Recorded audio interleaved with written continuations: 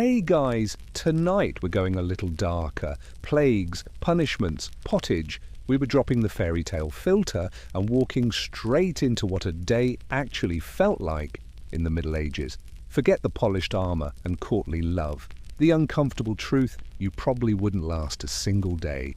Before you get comfortable, if these calm, deep dives help you unwind, feel free to subscribe, but only if you genuinely enjoy hanging out here.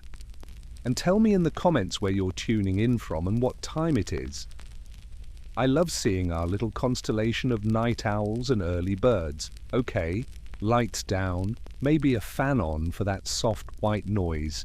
And let's ease back together. Congratulations, you just woke up in the year 1325. Good news, you're alive. Bad news, so are the fleas. Your bed is a tired sack of straw that used to be part of a barn, and it still remembers that life fondly. No memory foam, no Egyptian cotton, not even a pillow unless you count your rolled-up cloak that smells like smoke, sweat, and last week's goat. The church bell begins to hammer the air, your medieval alarm clock. It doesn't have a snooze button. Your house is one room that does everything and hides nothing. Family, a cousin who never quite moved out, maybe a chicken that absolutely did move in. One shared space, one shared smell.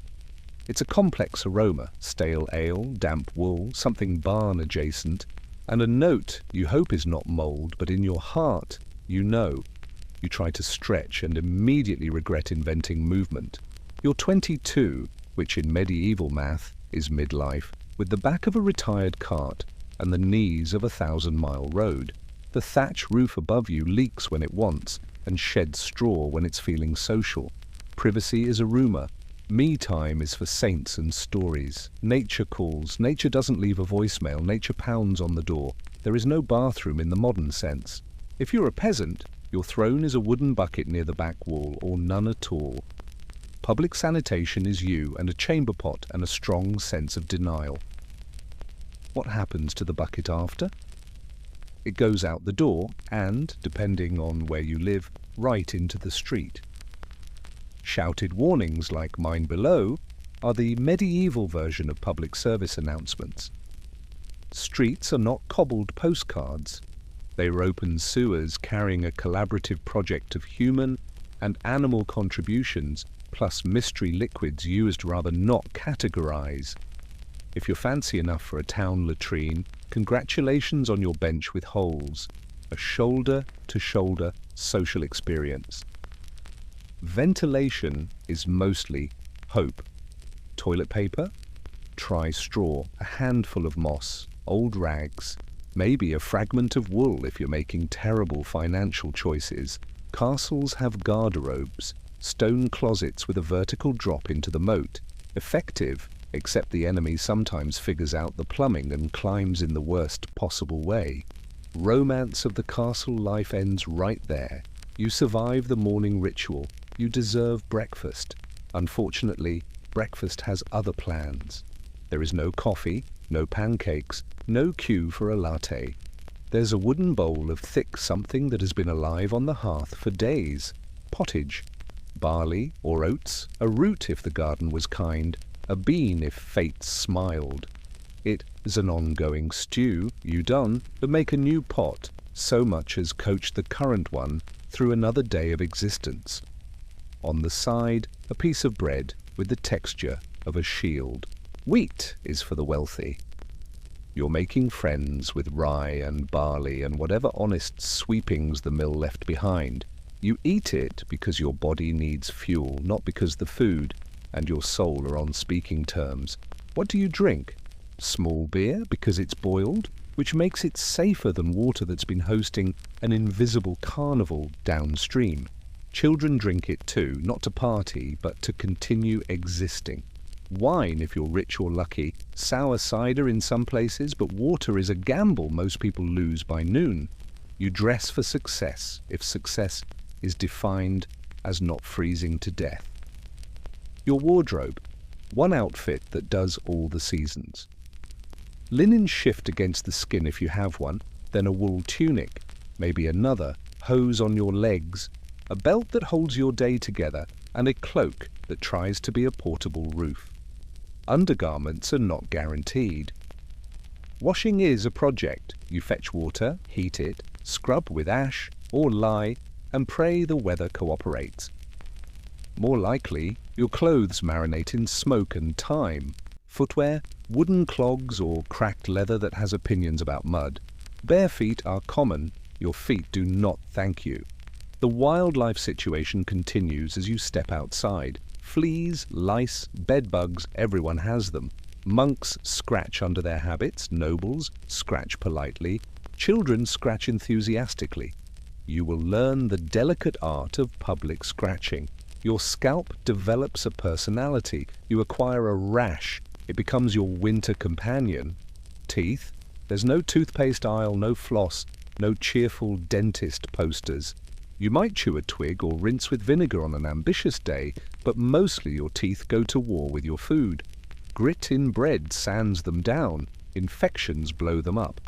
When one protests loudly enough, the barber, yes, the haircut guy, arrives with iron tools and a bucket of courage. No anesthesia. Cauterization is a real possibility.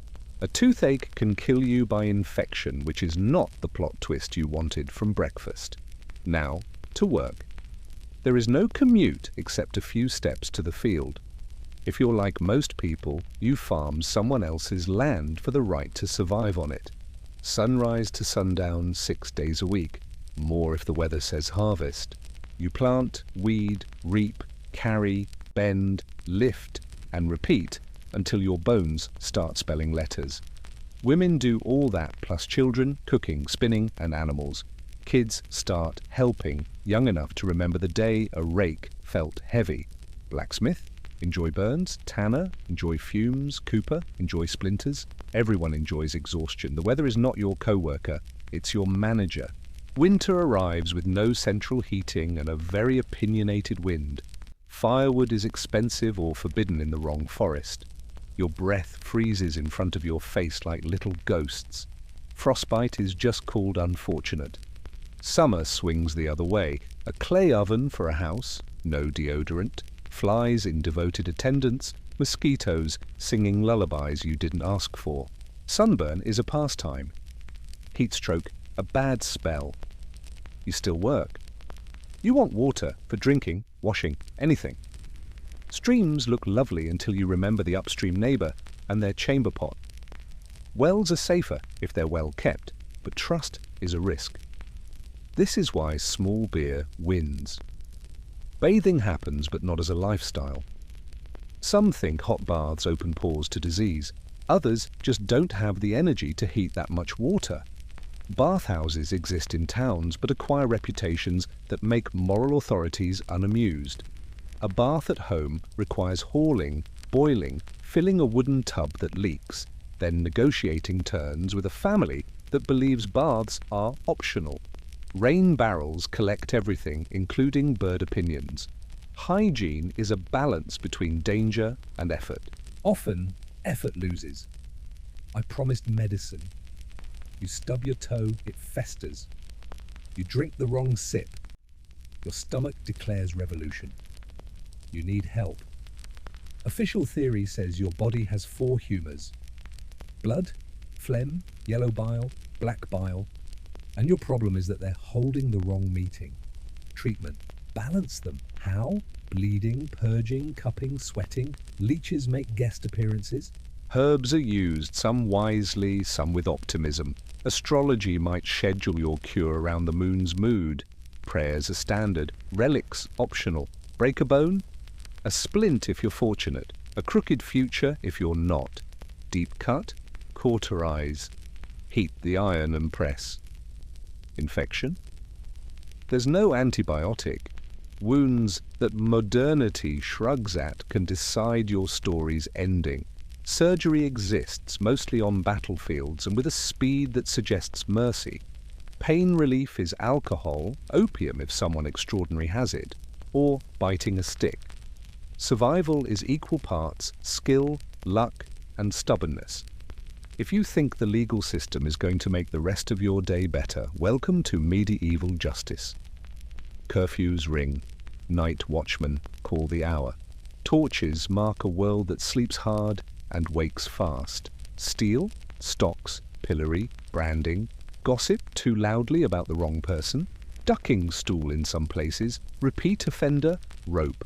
Trial by ordeal fades in this period, but memory lingers. Hot iron once determined innocence. Now a jury of neighbours and a lord's temper decide. Punishment is public by design. The lesson is for everyone. Taxes and dues do not skip days. You owe rent to your lord, a tithe to the church, fees for grinding grain at the Lord's mill, for baking in the Lord's oven, for using the Lord's press. Marry, there may be a fee. Inherit, another fee. Sell a pig, guess what? Fee. The manorial court records it all with cheerful precision. You are a line item in someone else's ledger. Food scarcity is not exceptional. It's expected. There's a time called the hungry gap in late winter and early spring, when stores thin and the new harvest is only a promise. People stretch meals with imagination. More oats, more cabbage, another day of pottage reinvented. Famine years, like those early in the century, turn stretching into breaking. Bread adulterants appear, ground peas, acorns, anything. Some years ergot fungus hides in the rye and sends people on trips they did not buy tickets for. Feast days are real. So is hunger. Travel sounds romantic until your boots meet the road. Paths are mud or ruts, bridges few, tolls frequent. Strangers are suspicious, vagrancy is a crime. Wolves watch the edges, bandits prefer the middle. You carry a letter from your lord to prove you're not a runaway. You sleep rough or on a tavern floor that smells like every story it's ever heard. Night returns earlier than you remembered it could. First sleep takes you. You wake in the middle, tend the coals, pray, talk softly, and drift into second sleep. That rhythm makes the dark less sharp. Outside, the wind rehearses. Inside, the fire sulks and then relents. You dream about warm water that doesn't make you sick, and shoes that don't argue with rocks. There are bright spots. A song gets learned at the hearth. Someone tells a story well enough to hush a room. The baker's oven sends a smell that feels like forgiveness. A neighbor leaves a log at your door. A child laughs the laugh that makes every adult turn and soften. There are holy days with extra bread, weddings with dancing, and market days with noise that sounds like hope. But none of it cancels the fact that your day is a gauntlet, one you walk because the alternative is to stop walking. Still feeling confident you'd crush medieval life? You woke on straw, navigated an open-air bathroom policy, ate endurance stew, dressed in itches, negotiated with your teeth, worked until the sky gave up, argued with the weather, and entrusted your health to a map of humours. And this was a normal day, the kind that doesn't make a chronicle. Medicine in this world runs on a recipe no one should trust. Your body, they say, is governed by 4 humours: blood, phlegm, yellow bile and black bile, and health is just keeping that internal soup from sloshing the wrong way. Feverish? Clearly you've got too much blood. Solution: take some out. A barber, yes, the haircut guy, sets down his shears, picks up a dull blade or a jar of leeches, and lightens your life force into a bowl. 2 services, 1 chair. Feeling low, anxious, or heavy with sorrow? That's an overflow of black bile. Expect purgatives, herbal cleansers, a cold cloth, and a room full of people not making eye contact while someone quietly considers coffin sizes. Break a bone or split yourself open, now you're really in trouble. There's no anesthesia unless you count fainting. Knives are heated over the fire, not to sterilize, just to look serious. And then they get to work. Antibiotics are centuries away. Germ theory isn't on the map. and the leading causes of illness are thought to be bad air or bad behavior. Stomach pain must be your sins. Confess between wretches. If you worsen, they double down. More leeches, powdered beetles, a priest for last rites, insurance in case the cure taking effect is the one known as death. Should you rally by sheer stubbornness, everyone credits heaven. The practitioner smiles like a genius, and the leech gets a promotion. After a day of labor, lice, and experimental medicine, you finally sit down to eat. Unfortunately, dinner has notes of danger. There's no refrigeration, only salt, smoke, and wishful thinking. Meat, if you managed any, hangs for days, fly-kissed, brined in something questionable, occasionally sampled by a rat. Bread is the backbone of the diet and not always benign. In lean years, it's padded with bark, ground acorns, or anything grindable. With rye comes a bonus, ergot fungus, which can deliver convulsions, hallucinations, gangrene, the medieval combo meal of trip and tetanus. Vegetables exist when the season says so, and the season always says turnips. Boiled, mashed, floating in pottage, the eternal stew that's been topped up since your great-grandfather coughed his last. Fruit appears in autumn and vanishes quickly. Sugar is rare, costly, and mostly used by the rich to varnish pastries and darken smiles. Dairy, milk sours in hours. Butter and cheese last longer, but come with a bacterial personality. People eat them anyway. Salt and onions do most of the seasoning. Pepper and cinnamon are worth locking up. Hunting a rabbit to upgrade dinner. Poaching the Lord's game can earn you a fine, a cell, or a noose. Every bite is a small bet. You place it because hunger doesn't negotiate. Evening doesn't mean freedom, it means bells. Religion is the calendar, the school, the courts, and your spiritual landlord. Morning, noon, and night, the church calls you to pray. Skip a bow. Sin. Meet on Friday. Sin. Entertaining, lively thoughts about your neighbor's spouse. Double sin. Hell is explained with great enthusiasm. Rivers of fire, iron hooks, the works. You can't read scripture yourself. It's in Latin, which belongs to clergy, monks, and that one noble boy with perfect hair. The priest interprets, you obey. Tithes are not donations, they're dues, 1/10 of what you grow, raise, or earn. Holy days punctuate the year, pauses from field work, yes, but for fasting, mass, confession, and caution, not fun. Ask hard questions and you risk labels no one survives comfortably. Heretic, blasphemer, witch. Punishments range from whips to flames, so you kneel, you chant, and you hope your soul fares better than your body. Being a woman adds extra levels to a game already set to impossible. All the filth and hunger, plus childbirth, submission, and being treated as an afterthought. A girl's path is plotted early. Marry young, bear children, serve, and try not to speak too loudly about any of it. School is unlikely unless a convent claims you. Betrothal can arrive at 12, pregnancy at 14, and romance is not invited. Marriage is land, animals, and alliances. Your consent is optional, your obedience is not. Once wed, you're legally a shadow of your husband. Your tasks: keep the fire going, keep the house running, keep the children alive, help in the fields, and keep quiet. Object too often and you risk being called a scold, or something worse.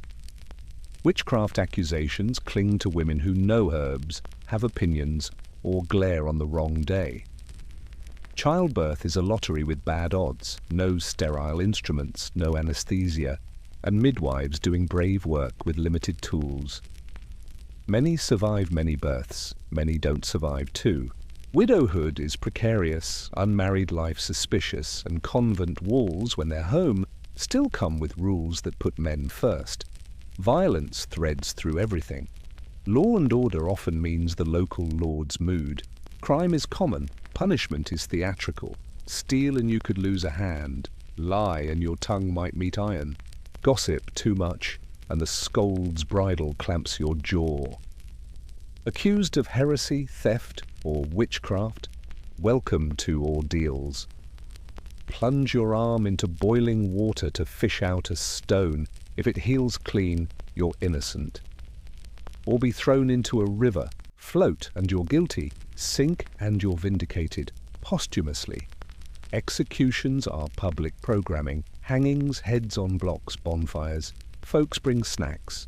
Domestic violence is normalized. A husband's discipline is expected.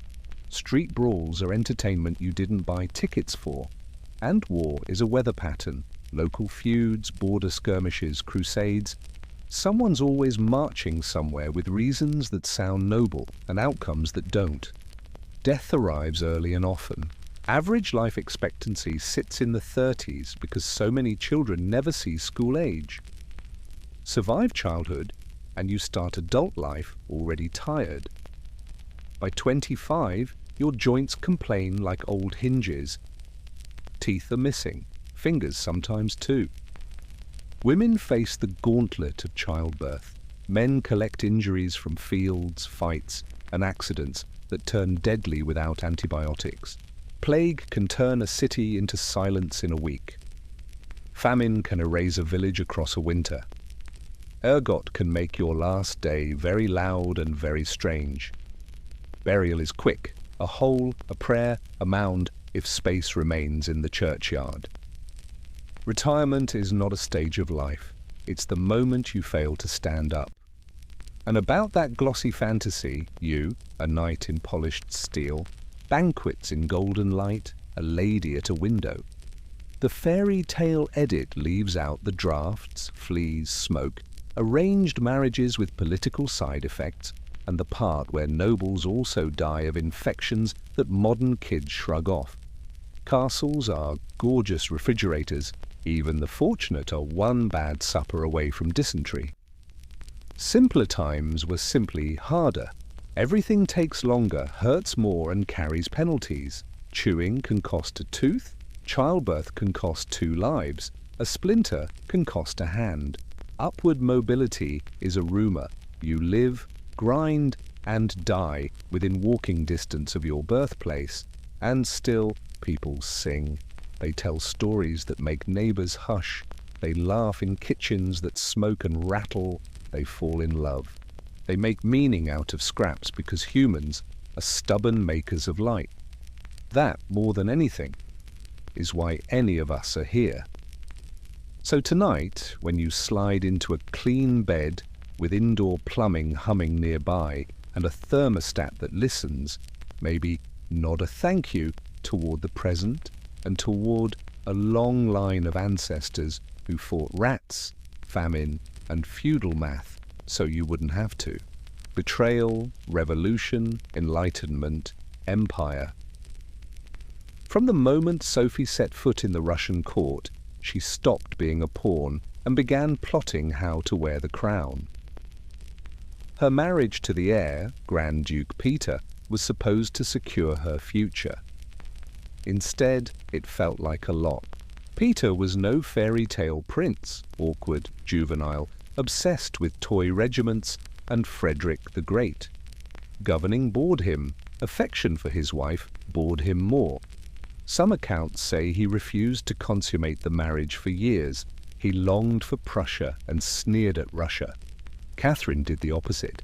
She folded Russia into herself, learned the language, studied its history, memorized Orthodox rites. She wanted to belong. He wanted to bolt. The mismatch was personal and political.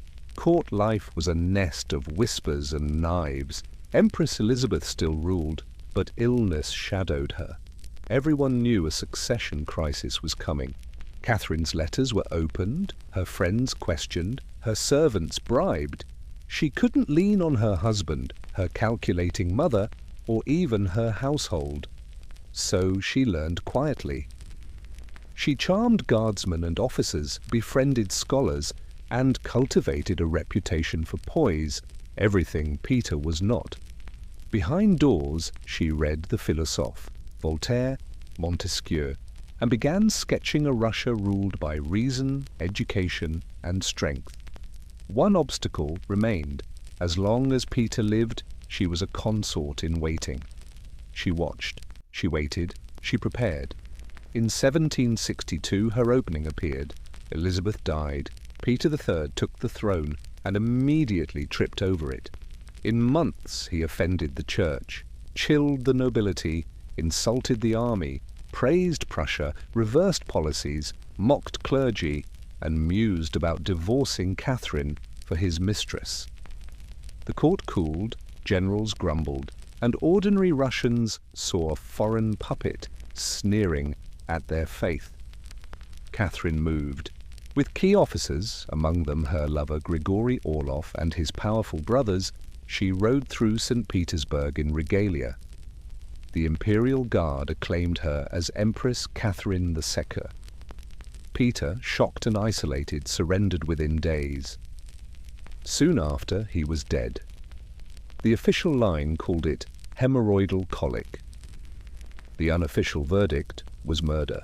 Catherine ruled not by birthright or marriage contract, but by will and timing. Now she had to turn audacity into legitimacy. She aimed higher than survival. While Peter adored Frederick and toy soldiers, Catherine courted the Enlightenment.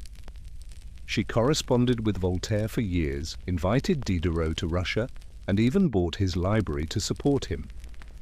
She buried herself in legal texts, debated reforms, and began to modernize. In 1767 she convened a legislative commission to rewrite Russia's laws.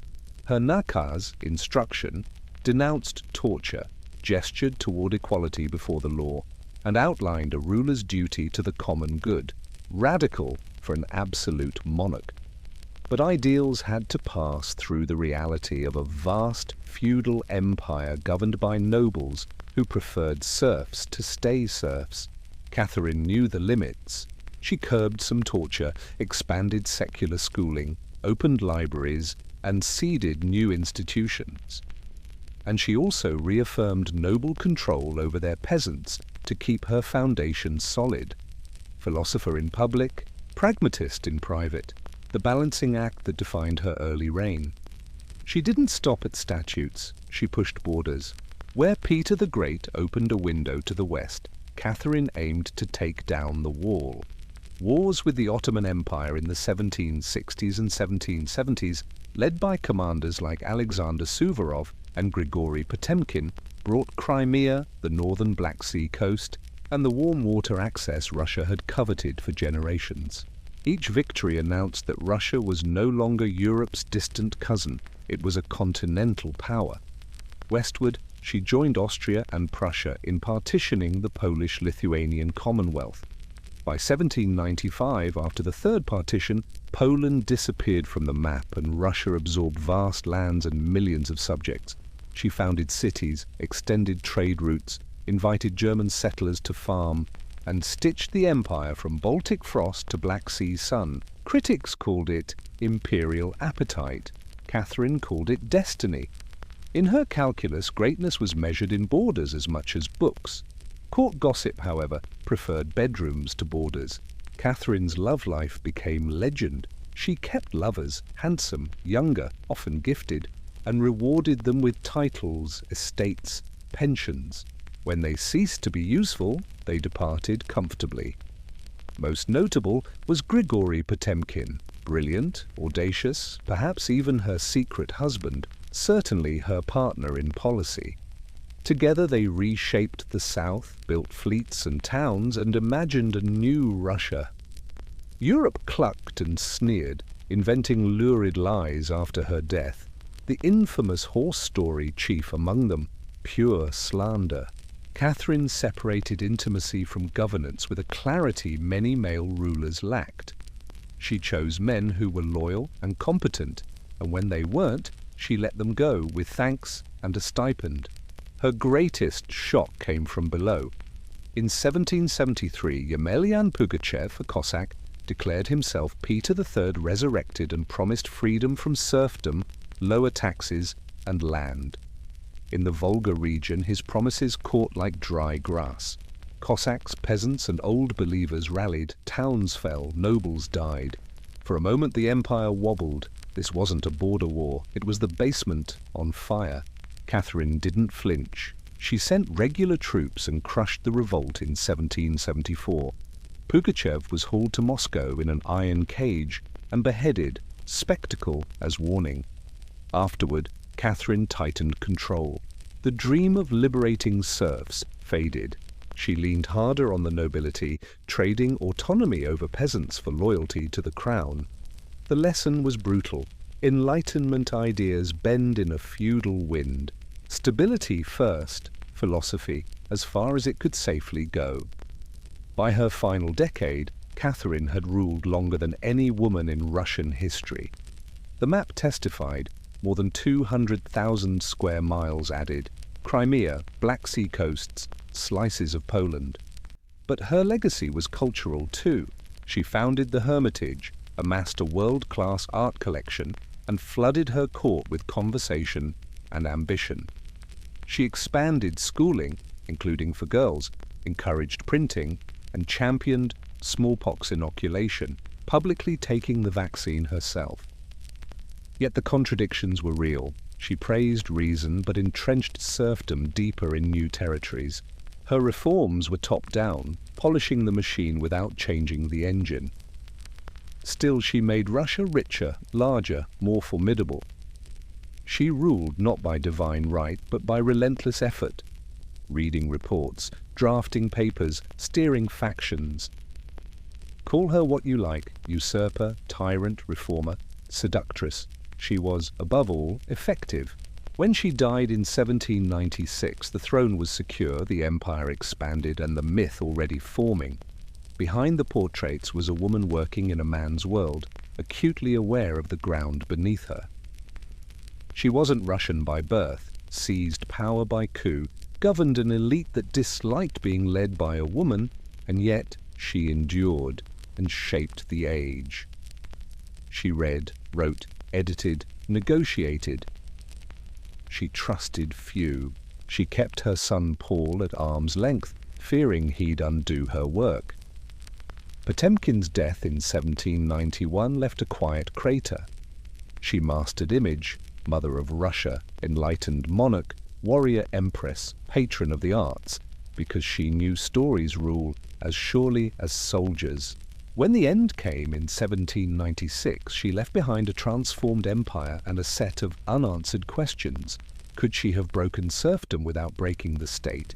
Did political necessity bend her Enlightenment promises too far? What's certain is this: Catherine didn't merely wear a crown, she wielded it. Was she more reformer or ruler?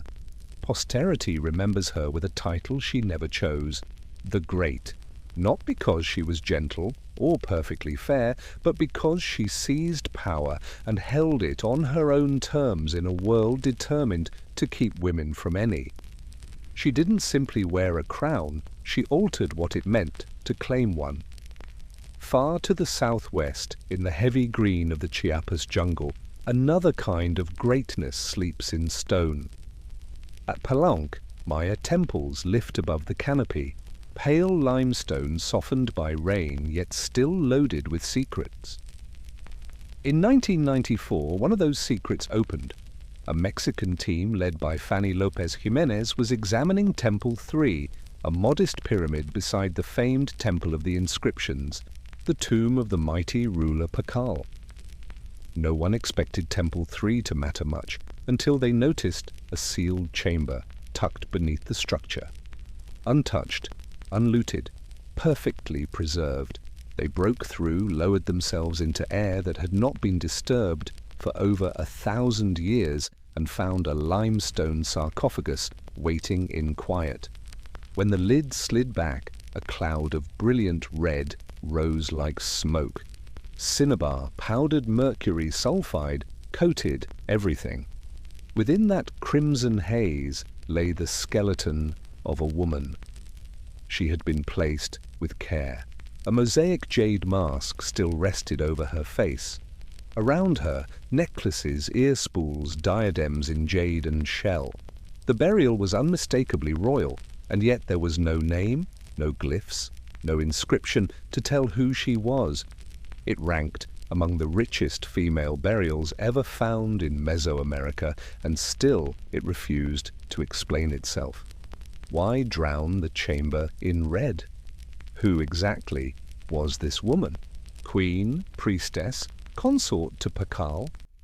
The team called her the Red Queen, and the name stayed. Forensics could date her to the 7th century, the city's golden age, but not fix her identity. Unlike most tombs, this one had been hidden, isolated, and left in ritual silence. Her remembrance was not meant to be written, it was meant to be performed, in color, in offerings, in mystery. That red dust is the heart of the tomb. A thick skin of cinnabar covered the coffin, the walls, her bones, and the gifts around her. It clings to stone like blood. To the Maya, this was deliberate. Cinnabar's vivid red was sacred, sunrise, sacrifice, life renewing after death. It didn't just look powerful, it was treated as power itself.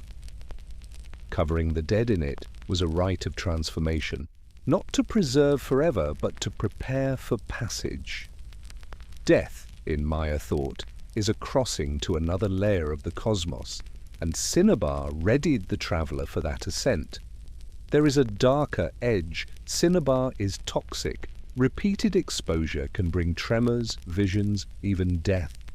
The Maya didn't know the chemistry, but they recognized the force.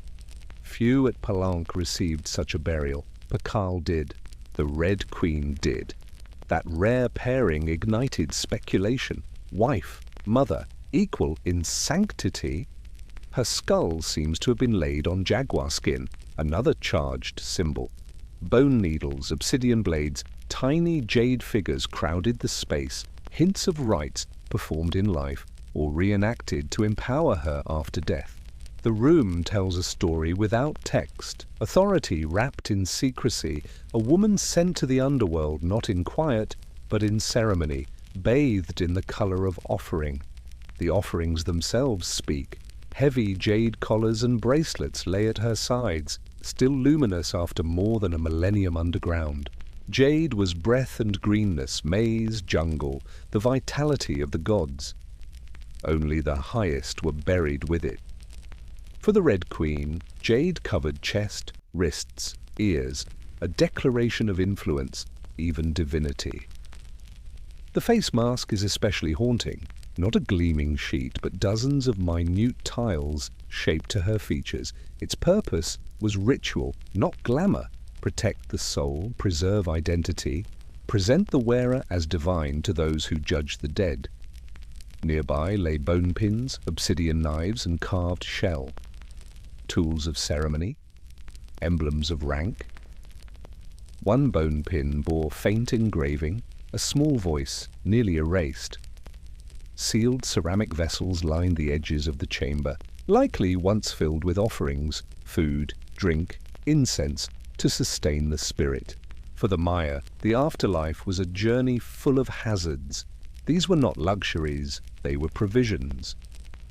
The whole tomb feels intimate and intentional. No gold, no excess, just objects with spiritual weight. A map for the soul. Through them you glimpse a belief where death shifts the seat of power rather than snuffing it out. She was not buried to be forgotten. She was prepared to rise. The missing piece is her name. No glyph announces it. From the moment the tomb opened, scholars tried to link the clues.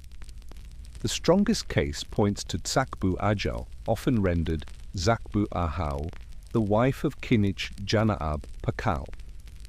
She was noble by birth, married into Palenque's royal line young, bore at least 3 high-status sons, and appears in ceremonial contexts during Pakal's reign. If any woman earned such honors, it was she. The tomb's location, just steps from Pakal's grand chamber, supports the pairing, husband and wife, rulers even in death. And the cinnabar connection, found so intensely only in 2 burials at Palenque, binds their stories. Yet the mystery holds. DNA testing found no maternal link between her remains and Pakal S. Unsurprising if she was his spouse rather than kin. Others argue for Sak Kuk, Pakal's formidable mother and regent. Some suggest a high priestess, a sister, or a royal ancestor whose name simply fell away. Still, the balance of evidence leans toward Zak Bu Ajau, queen by title, mother of kings, spiritual counterpart to Pakal. The absence of a name may have been purposeful. In Maya cosmology, souls endured through rite and symbol, and Earth's memory. Red and jade could carry a legacy where words did not. To understand her place, you have to see the place of women in Maya power. Politics ran through families.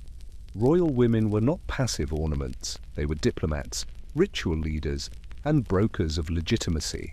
They sponsored temples, performed ceremonies, and knit dynastic claims through their bloodlines. Consider Sak Kuk. When Palanque's throne fell vacant, she ruled in her own right until her son came of age, issuing orders, directing building, holding the city together. She was not a placeholder. Nor was she alone. Across the Maya world, in Yaxchilan, Naranjo, Calakmul, inscriptions record women conducting major rites, negotiating warfare and alliance, and sometimes ruling outright. Murals and stelae show them in towering headdresses and rich regalia, beside kings as equals or at times above them. Names were carved, then time and conquest wore them thin. Colonial narratives later recast the past as entirely male. The archaeology pushes back, revealing roles that were complex and contested, not automatic. Seen in that light, the Red Queen reads as central. She may not have ruled by name, but her burial, rich, holy, placed beside Pakal, marks her as a keystone in the royal order.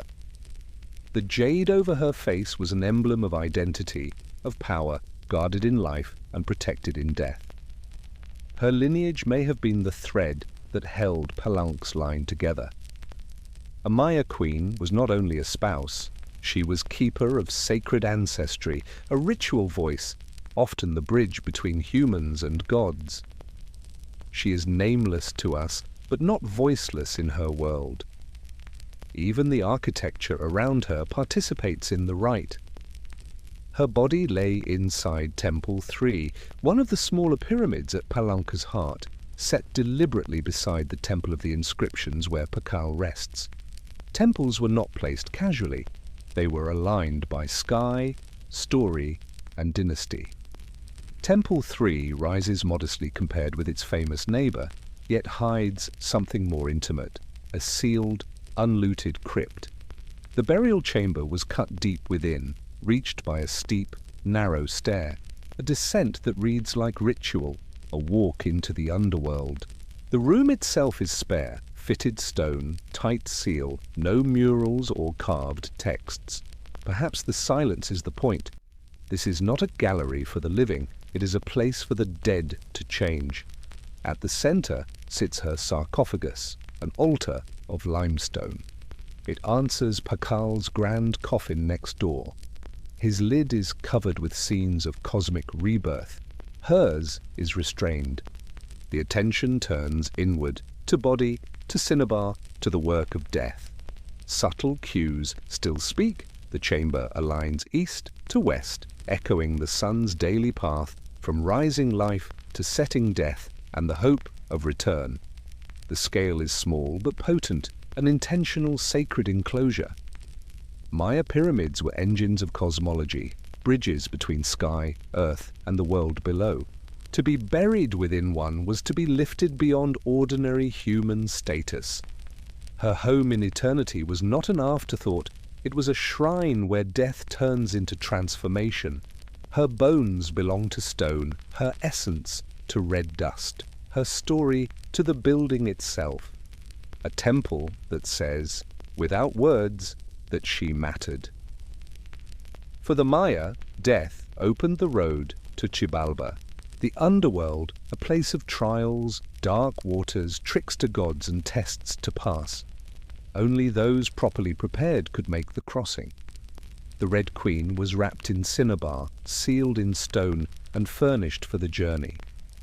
The bone needles and obsidian blades hint at auto-sacrifice, rites she may have performed in life, reenacted to empower her spirit now.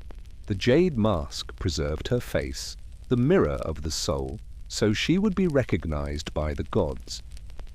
Sealed vessels likely once held cacao, maize, water, perhaps pulque, sustenance for the way. Stingray spines or shell trumpets, if present, were instruments of prayer and summons, tools to call the divine.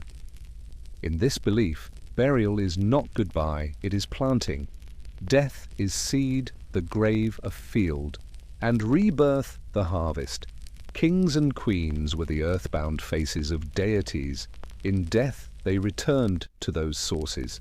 Covered in the color of blood, laid in a pyramid, honored with offerings, the Red Queen was being readied to arise, not as a mere mortal, but as part of the sacred order. A few paces from her quiet chamber, Pacal's tomb draws most of the attention in Mesoamerican archaeology. His burial in the Temple of the Inscriptions is grand, carved, and cosmically explicit. The Red Queen's power lies elsewhere, not only in what lay within, but in where she was found. Her sarcophagus rested inside Temple 3, directly adjacent to Pacal's monument. In Palenque, where every placement is a prayer, that closeness could not have been accidental. It was a choice, a statement, an alignment of two rulers whose conversation continues in stone. A statement etched not in ink, but in limestone. Many scholars see the Red Queen as Zakbu Owl, Pal's queen and trusted partner. Her chamber doesn't boast inscriptions, yet the echoes between their burials are impossible to miss. Both swaddled in cinnabar, both enclosed in pyramids, both honored with jade, both treated with profound ritual care. Two rites mirroring one another like the halves of a single sacred story. Pal's sarcophagus lid shows him descending into the world tree, a cosmic scene of death and return. The Red Queen's tomb is quieter, but the meaning may lie in the pairing itself. If Pal is the sun, vanishing below the horizon to rise again, then she is the moon, the counterpart that rules the night, moving by her own measured mystery.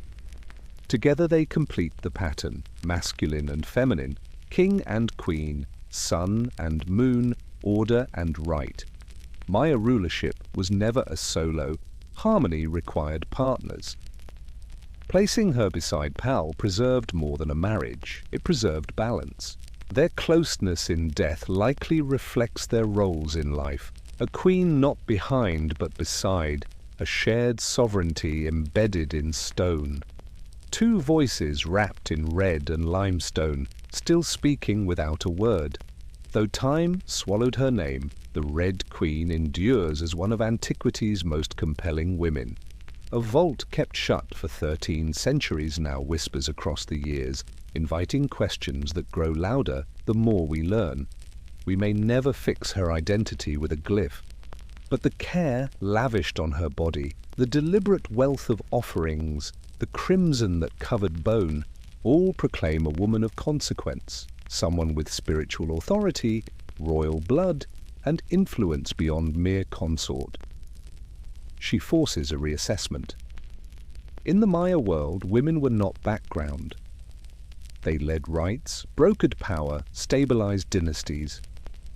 Kings like Pal long dominated the spotlight. Her reappearance reminds us that power was braided through mothers, queens, priestesses, and visionaries.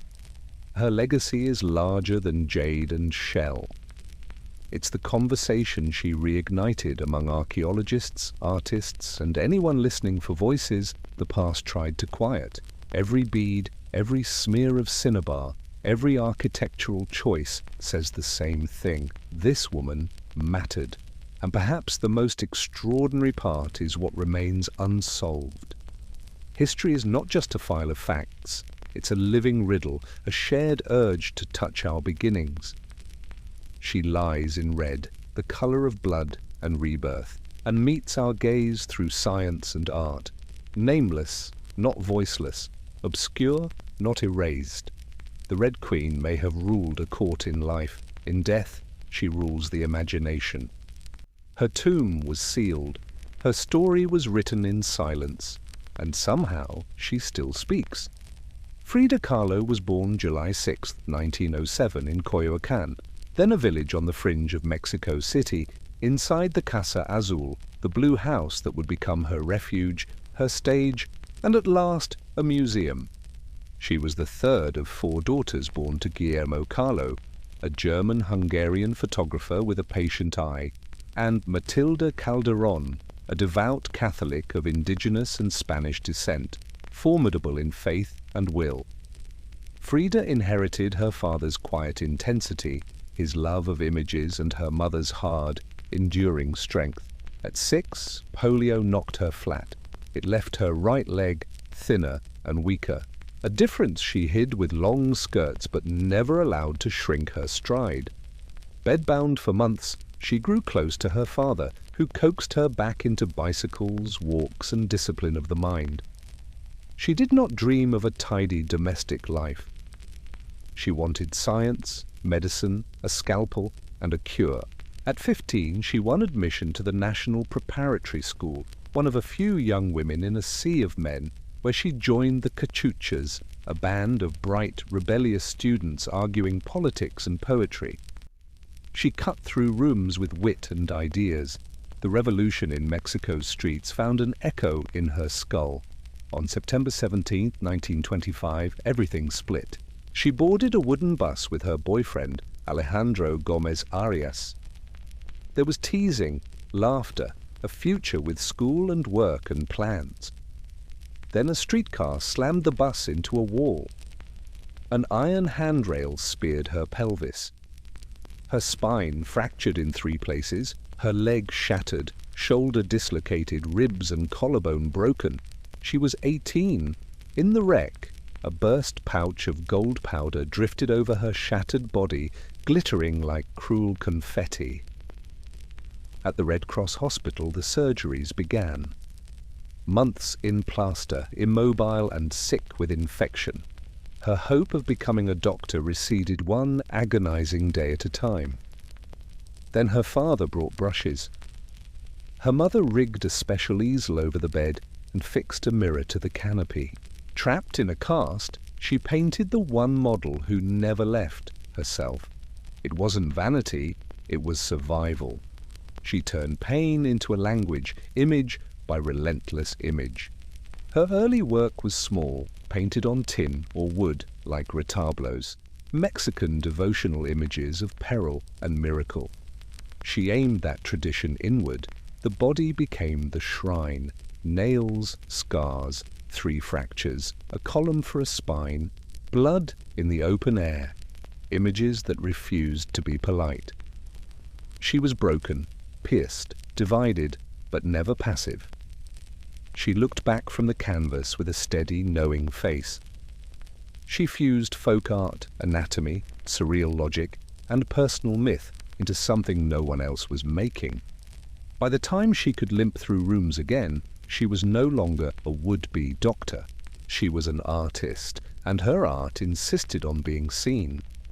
In 1928, she carried her paintings to Diego Rivera, already Mexico's giant, 20 years older, physically immense, a national muralist whose work thundered on public walls. She interrupted his scaffolding and asked simply, "Do I have talent?" He looked and said yes, not as flattery, but as fact. He recognized an uncompromising voice, full of irony and ache, humor and fury. They fell into a love that fueled them and wounded them. "I suffered 2 accidents in my life," she said. One, a streetcar. The other was Diego. They married in 1929's The Elephant and the Dove, her parents joked. He supported her work and believed in it. He was also relentlessly unfaithful, famously with her sister Christina. Frida took lovers of her own, men and women, rumored names including Leon Trotsky and Georgia O'Keeffe. They divorced in 1939, remarried in 1940 on different terms: her money, her house, her name. Less marriage, more pact. They were not peaceful, but they were indelible. The early 1930s carried them north to San Francisco, Detroit, New York. Diego painted monumental cycles for factories and museums. Frida measured America and disliked much of what she saw: wealth side by side with hunger, polish on top of contradiction. The Great Depression loomed, and she wrote home with sharp jokes and sharper critiques. While Diego filled walls, Frida made intimate revolutions on tin and canvas. Her identity was the landscape. After a failed pregnancy in Detroit, she painted Henry Ford Hospital, herself on a bed, bleeding, tethered by cords to a fetus, a snail, a pelvis, surgical instruments, a body speaking its own grief. She wore Tijuana dress as a political and cultural declaration, indigenous pride stitched into every seam. She and Diego sheltered Trotsky at the Casa Azul. Her art and her politics refused to live separate lives. Back in Mexico by the late 1930s, she stepped fully into her own orbit. The Blue House bloomed, a cobalt dream with yellow trim, garden altars, monkeys and parrots under bright leaves. She ringed herself with pre-Columbian sculpture, ex-votos, folk objects and books. She wore color like armor, flowers braided into hair, necklaces heavy with story. Paintings multiplied, denser, more symbolic, more pointed. The two Fridas split her on canvas, one in European dress with a cut artery, one in Tijuana clothing holding the line, two selves sharing a vein. In 1939 she exhibited in Paris. The surrealists admired her fiercely. André Breton tried to claim her for his movement. "They thought I was a surrealist," she said. "I never painted dreams. I painted my own reality." Skulls, hummingbirds, thorns, corn, blood, Mexico as lived, not imagined. And still her health slid. More surgeries, infections, braces and corsets. She painted on, propped up, brush clenched like a promise. As the 1940s wore on, her body betrayed her more often. Nerve pain burned, bones failed. She wore steel and leather corsets to hold herself together. In 1944, she painted the broken column, her torso split open, a fluted pillar for a spine, nails studding skin, tears quiet on her face. Self-portrait with thorn.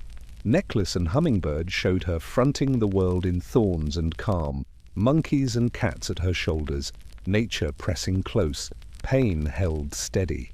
She taught at La Esmeralda Art School. When walking became too hard, students came to the Casa Azul. She called them Los Fridos and drilled them in craft and courage. The hospital years arrived, long stretches in wards, stitches and rods, fevers and returns. She chronicled the damage in drawings and diary pages crowded with color and confession. Still, she moved toward public life when she could. Marches, rallies, a stubborn presence at leftist gatherings, a red scarf against the crowd. In 1953, Mexico City hosted her first solo exhibition at home.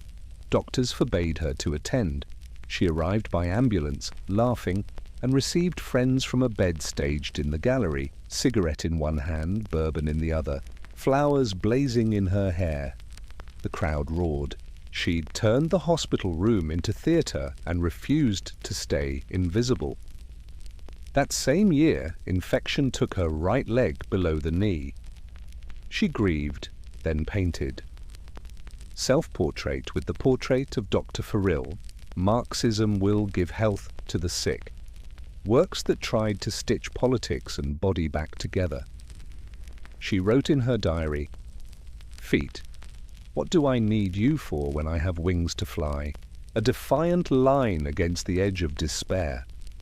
In her last months, she made Viva la Vida, watermelons cut to show ruby flesh, the words painted on rind like a dare to endings. "I hope the exit is joyful," she wrote near the end, "and I hope never to return." Frida Kahlo died on July 13, 1954 at 47, likely of a pulmonary embolism. Friends draped her coffin with a red flag emblazoned with the hammer and sickle, a final nod to her politics, and the Palacio de Bellas Artes filled with mourners. Diego said it was the most tragic day of his life. The Casa Azul became a museum holding her dresses, corsets, brushes, bed, and the hush of rooms where she turned pain into language. She did not paint to be pretty. She painted to be true. She made the world look at what most people hide: scars, grief, the stitched-together self that refuses to disappear. If the Red Queen speaks in cinnabar and stone, Frida speaks in thorns and colour. Two women separated by centuries, each commanding attention in her own medium. One was remembered without a name. The other signed her face again and again so no one could forget it. Both understood that identity can be a ritual, and that legacy, when it lasts, lives where words fail and images endure. And we'll end here. Catherine seized a crown, the Red Queen spoke in cinnabar and silence, and Frida turned pain into colour.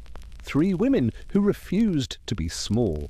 If you're listening in bed, close your eyes, breathe, and let the day go. Sleep well.